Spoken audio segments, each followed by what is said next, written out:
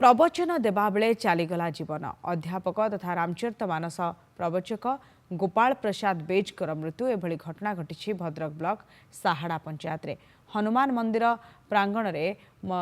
3 दिन धरी श्री रामचरित मानस नवान्न पारायण और प्रवचन कार्यक्रम आयोजित होता जो प्रवचक भाव जोगदे हनुमान मंदिर पाखरे वासुदेवपुर ब्लॉक आढ़ुआ धातापुर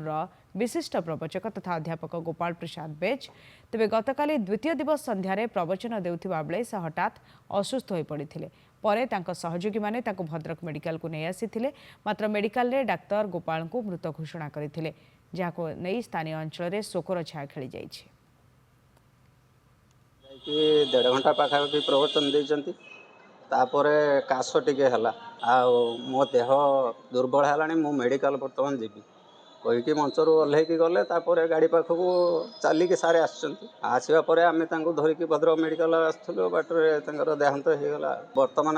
देहांत पर आम तो आम गहणरू जड़े मुख्य वक्ता को हरईदेलु किंतु